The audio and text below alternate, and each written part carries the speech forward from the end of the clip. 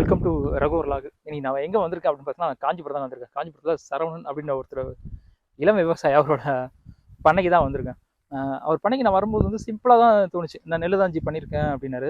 அப்புறமா இங்கே வந்து பார்த்தா அவர் நெல் மட்டும் இல்லைங்க, நிறைய விஷயம் பண்ணியிருக்காருங்க. நெல் பண்ணியிருக்காரு, கத்திரி பண்ணியிருக்காரு, அப்புறமா மிளகா பண்ணியிருக்காரு. மிளகா சுற்றி வரப்பு பயிர்கள், அதாவது நம்மளும் ஸ்டைலில் பண்ணியிருக்கேன் அப்படின்னாரு. எல்லாத்துக்கு மேலே அவர் என்ன பண்ணியிருக்காருன்னா, அவரோட பசங்களுக்காக என்ன பண்ணாரு, 20 சென்ட்ல வந்து காடு உருவாக்கியிருக்காருங்க. இப்போ நான் பின்னாடி பார்க்குறீங்களா, இதுதாங்க அந்த காடு. ஏன்னா வந்து இப்போ நம்ம சாப்பிட்ற பழம்லாம் வந்து ரொம்ப கெமிக்கல் ஆகிடுச்சிங்க. அது எல்லாருமே தெரியும். நம்மளால அதை பண்ண முடியல, ஆனால் வில்லேஜில் இருக்கிறவங்க நினச்சா அதை மாற்றலாங்க. அதுக்காக அவர் என்ன பண்ணியிருக்காரு, அவங்க பசங்களை சின்ன காடு உருவாக்கியிருக்காரு 20 சென்டில். இதை எதுவுமே பண்ணுறதில்ல, உரங்கள் எதுவுமே பண்ணுறதில்ல. அந்த காடை தான் இப்போ பார்க்க போகிறோம். என்னென்ன பழங்கள் வச்சுருக்காருன்னு அப்படி பாருங்கள். அப்படி நான் காட்டுறேன். நான் பாருங்கள், இதுதான் அந்த காடு 20 சென்ட். முதல்ல வந்து தென்னை வச்சுருக்காரு. ஏன்னா தென்னை ரொம்ப முக்கியம். ஏன்னா வந்து இளநீ இப்போ 60 ரூபா 80 ரூபா ஆயிடுச்சுங்க இளநீ. அவர் பண்ணையில் வந்து இளநீ வச்சுருக்காரு, 8 மரம் வச்சுருக்காரு, இளநீ வச்சுருக்காரு. அதுக்கப்புறம் சப்போட்டா வச்சுருக்காருங்க. சப்போட்டாவை பொறுத்தவரைக்கும் என்னென்னா, நம்ம அதை பிச்சு வச்சதாங்க அது பழமாகும். அது வரைக்கும் வந்து பழமாக சப்போட்டா பாருங்கள் எப்படி இருக்குது அப்படின்ட்டு. சப்போட்டா பொறுத்த வரைக்கும் இந்த சப்போட்டா என்னன்னு தெரியலையா, வருஷம் ஃபுல்லாக வந்து காய் காய்ச்சிட்டே இருக்காங்க இந்த சப்போட்டா மட்டும். அதான் காமிச்சாரு. அதுக்கப்புறம் வாட்டர் ஆப்பிள்னு காமிச்சிருங்க. வாட்டர் ஆப்பிள்லாம் கேள்விப்பட்டிருப்போம். நிறைய ஒரு மரத்தில் பாருங்கள், எக்கச்சக்கமாக யாரோ ஒரு நண்பர் ஒருத்தர் நட்டு வைங்க அப்படின்னாராம். அதுக்காக நட்டு வச்சாராம். ஃபுல்லாக பாருங்களேன், எவ்வளோ ஃபுல்லாக காமிச்சிருக்கு பாருங்கள். மரம் ஃபுல்லாக இருக்குது வாட்டர் ஆப்பிள். எப்படியும் ஒரு 1000 இருக்குன்னு நினைக்கிறேங்க எனக்கு தெரிஞ்சு. அந்தளவுக்கு காய் ஃபுல்லாக காமிச்சிருக்கு. Water apple சாப்பிட்ருக்குங்க. தனி தாகமே எடுக்காதுங்க. தனி தாக நம்ம ரொம்ப எடுக்கும்போது அதை சாப்பிட்லாம். வாட்டர் ஆப்பிள் இதான் பாருங்கள், எவ்வளோ பெருசாக இருக்குது இந்த மரம் ஃபுல்லாக பாருங்கள். அதுக்கப்புறம் மா பண்ணியிருக்காருங்க பாருங்க. முதல்ல வந்து மாமரத்தில் வந்து எதுவுமே நிற்கலையாங்க. அதுக்கப்புறம் ஒரு குரு, ஜெகத்குரு அப்படின்ற ஒருத்தர் வந்து சொன்னதுலேருந்து பஞ்சகவியா சொல்லியிருக்காரு. அந்த பஞ்சகவியா தெளிச்சதுலேருந்து, குரு பஞ்சகவியா அது தெளிச்சதுலேருந்து பாருங்கள், காய் அவ்வளோ கொட்டினதெல்லாம் வந்து நல்லா காமிச்சிருக்குங்க. காய் பாருங்கள், நல்லா மகசூல் கிடைக்கும் அப்படின்றாரு. அந்தளவுக்கு காய் இதில் காய்ச்சிருக்கு. எல்லாம் வந்து 5 வருஷம் மரங்க இதில் இருக்குது எல்லாமே வந்து. அதுக்கப்புறம் எலுமிச்சை வச்சுருக்காரு பாருங்கள், எலுமிச்சத்தில் எவ்வளோ எந்த அளவுக்கு காய் காய்ச்சிருக்கு அப்படின்ட்டு. அதுக்கப்புறம் முருங்கை வச்சுருக்காரு வீட்டுக்கு.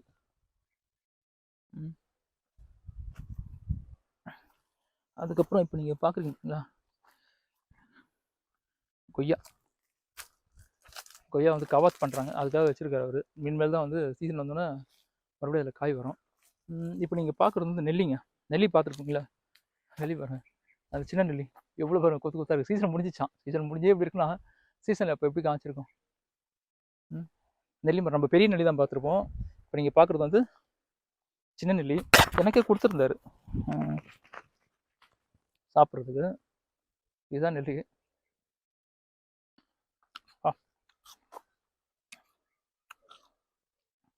நெல்லி வாயில் பண்ணணும், சிறுன்னு இருக்குது.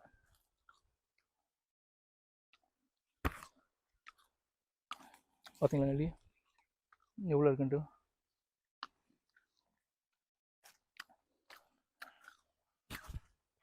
இதுவும் மாமரம் தாங்க. மாமரம் இப்படி காமிச்சிருக்குன்ட்டு.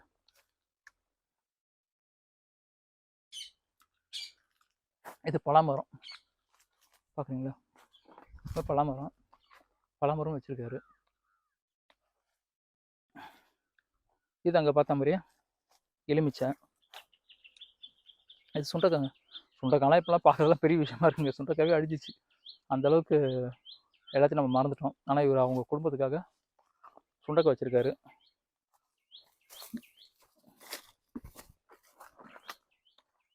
இதுவும் பலாமரம் தான். அவர் ஒரு பலாப்பழம் சாப்பிட்டாராம், அந்த கொட்டையை எடுத்து போட்டாராம். அந்த கொட்டையை வந்து மறுபடியும் கண்ணாக உருவாக்கி அந்த கொட்டையிலேருந்து தான் இவ்வளோ பெரிய மரத்தை வர வச்சுருக்காரு. இதுக்கே 1 வருஷம் ஆயிருக்கு அந்த கொட்டை வந்து ஒரு 3 அடி வரத்துக்கு. அதுக்கப்புறம் இங்கே வந்து நட்டுருக்காரு. இது வந்து கமலா பழங்க. இது காய் காய்ச்சி தான், இப்போ மறுபடியும் காய் காய்க்கும் அப்படின்றாரு. கமலா பழம்.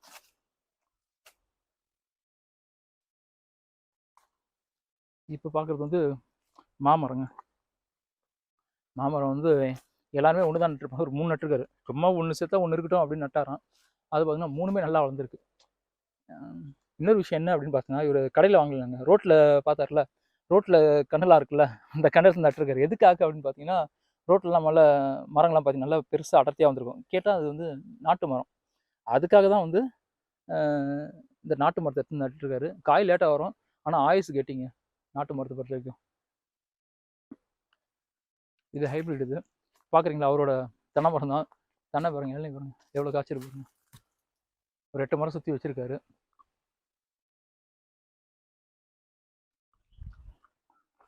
இது பெரிய நெல்லி. இது பார்க்குறது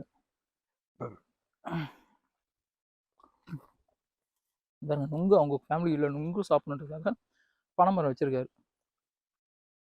அந்த 20 சென்ட்டில் எந்த அளவுக்கு மரங்கள் வைக்க முடியுமோ வைக்கிறாரு. இன்னும் நிறைய மரங்கள் வைக்க போகிறேன் அப்படின்னு சொல்லியிருக்காரு.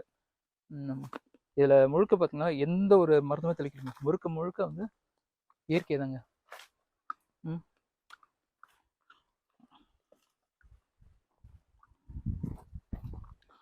இதுக்கெல்லாம் காரணம் என்ன அப்படின்னு பார்த்தீங்கன்னா, இப்போ ஒரு பயிருக்கு வந்து இது வச்சுருக்காருங்க. இதுதான் வந்து ஜெகத்குரு ஐயா கண்டுபிடிச்ச குரு பஞ்சகாவியாங்க. இதுதான் வந்து தெளிச்சிட்டு இருக்காரு. இதனால் என்ன ஆகுது, நல்ல காய் காய்க்குது, பூ பூக்குது, நல்ல காய்கள் வந்து கொட்டலை அப்படின்னாரு. இதுதான் பயன்படுத்துகிறேன் அப்படின்னு. இனிமேல் நான் இதுதான் பயன்படுத்த போகிறேன் அப்படின்னு சொல்லியிருக்காரு. இங்கே இருக்கிற நிலத்துக்குலாம் வந்து எதுவுமே ஒரு உரமே இது கொடுக்குறதுங்க. சப்போட்டா பாருங்க எந்த அளவுக்கு காய் இருக்குன்ட்டு. வெளியில் என்னதான் வெயிலாக இருந்தாலும் இவரோட பனையில் பாருங்க அந்த அளவுக்கு ரொம்ப கூலிங்காக இருக்குது. அதுதான் அவரோட பசங்களுக்காக வந்து இந்த காடை உருவாக்கியிருக்கேன் அப்படின்னாரு. இப்போ நான் சொல்லியிருந்தாலும் சரவணன் அப்படின்ற இளம் விவசாயி, அவரை தான் இப்போ சந்திக்க போகிறோம். இவர் தான் அது சரவணன் அப்படின்ற இளம் விவசாயி. இவரோட பண்ணையை தான் வந்து நம்ம இன்னைக்கு வீடியோவில் வந்து ஃபுல்லாக பார்க்க போய் நம்ம பார்த்தோம் பார்த்துங்க. இது அவரோட பண்ணை தான். அவரோட பசங்க வந்து இயற்கையான ஒரு உணவு வந்து அவங்க குடும்பத்துக்கு கொடுக்கணும் அப்படின்றதுக்காக தான் இந்த பண்ணையை அமைச்சிருக்காரு. இன்னைக்கு ஃபுல்லாக இந்த வீடியோவில் வந்து அவரோட பண்ணையை பற்றி தான் பார்க்க போகிறோம். பாருங்கள், அவர் உட்காரத்துக்கு கட்டில் வேறு போட்டு வச்சுருக்காரு.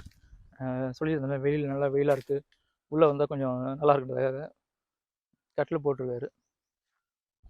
ஏன்னா இந்த மாதிரி இடத்துல படுத்ததாங்க நல்லா நிம்மதியான ஒரு தூக்கம் கிடைக்குங்க. ஏன்னா நம்ம ஏசியில் படுத்தாலும் சரி நிம்மதியான தூக்கம் கிடைக்காது. இந்த வெயிலில் அந்த நிலத்தில் வேலை செஞ்சுட்டு வந்து இந்த கட்டிலில் படுத்து தூங்கினா எப்படி இருக்கும்? சொர்க்கம் தாங்க வாழ்க்கை. நம்ம இளம் விவசாயி சரவணா அவரை தான் சந்திக்க வந்திருக்கோம் அப்படின்ட்டு. இது அவரோட குலதெய்வம் தான். அது அவங்க எல்லாரும் சேர்ந்து காசுலாம் கலெக்ட் பண்ணி தான் இந்த கோயில் வந்து சீரமைச்சிருக்காங்க. 20-25 லட்ச ரூபா செலவாச்சான். எப்படி இருக்கு பாருங்க அவங்களோட கோயில்.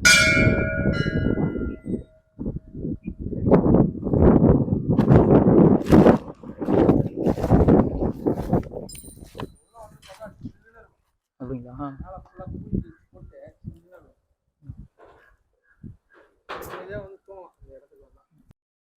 மாடு வளர்த்துட்டு இருக்காங்க. 2 மாடு வச்சுருக்காரு. இங்கே 2 மாடு வச்சுருக்காராம், இன்னொருத்தில் ஒரு 2 மாடு வச்சுருக்கேன் அப்படின்னாரு. ஜெர்சி தாங்க வச்சுருக்காரு. இப்போ இந்த விவசாயத்துக்காக வந்து மாடே வாங்கியிருக்காரு. ஏன்னா மாடை வச்சு தான் விவசாயம் பண்ண முடியும். ஒரு மாடை வச்சு எப்படி 25 ஏக்கர் வந்து விவசாயம் பண்ணலாங்க, அதை நானே கேள்விப்பட்டிருக்கேன். அதனால் எருக்காக தான் அந்த நாட்டு மாடு வச்சுருக்கேன் அப்படின்னு சொல்லியிருந்தாரு.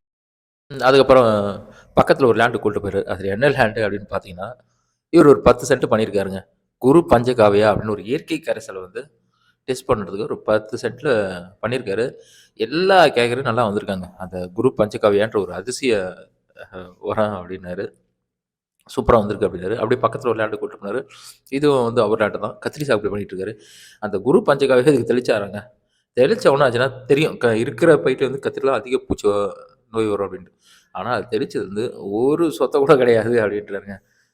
90% இல்லை அப்படின்னாரு. சந்தோஷமாக இருந்தது. அதுக்கப்புறம் பக்கத்தில் இடத்துக்கு போயிருந்தோம். இது என்னன்னு பார்த்தீங்கன்னா, இது வந்து மிளகா பண்ணியிருந்தார். மிளகானா நம்ம காய்ச்ச மிளகா இருக்குல்ல, அது மிளகாத்தூள் அதுக்காக தான் பண்ணியிருக்கேன் அப்படின்னாரு. எங்கேயும் வந்து சீடு வாங்கினாராம். சீடு வாங்கி பண்ண ஆரம்பித்தேன் அப்படின்னா, எதுக்காக இது பண்ணீங்க அப்படின்னா, இது கொத்து கொத்தாக காய்க்குதுங்க. அது இல்லாமல் மிளகால இன்னொரு அட்வான்டேஜ் என்ன அப்படின்னு பார்த்தீங்கன்னா, இதை வந்து நம்ம காய வச்சு வீட்டில் எடுத்து வச்சுட்டா 1 வருஷம் கூட கழிச்சு வைக்கலாமா. அதாவது இப்போ நம்மளுக்கு நல்ல விலை கிடைக்கலைங்க, சரிங்களா? ஏன்னா இப்போ தெரியல, விலை ஏற்ற இறக்கமாக இருக்கும். சில இதில் 8 ரூபா போகும், சில இதில் 80 ரூபா போகும். இவர் என்ன பண்ணுறாரு, சேர்த்து வச்சுப்பாரோம். சேர்த்து வச்சுட்டு எப்போ வந்து அதிகமான வேலை கிடைக்குதோ அப்போ வச்சுப்பாரோம். இது ஒரு என்ன சொல்கிறது, பேங்க் அக்கௌண்ட் மாதிரி. பேங்க்கில் இருக்கிற கேஷ் மாதிரி நம்மளுக்கு எப்போ வேணாலும் போய் எடுத்துக்கலாம். அதனால தான் வந்து நான் வந்து பண்ணியிருக்கேன். அதாவது நம்மளால் சொன்ன மெத்தடில் பண்ணியிருக்கேன். பூச்சி நோயெல்லாம் அடிக்கூடாதுங்க. ஓரத்தில் வந்து இப்போ பார்க்குறீங்களா, இதெல்லாம் வந்து புளிச்சக்கீரை பண்ணியிருக்கேன் அப்படின்னாரு.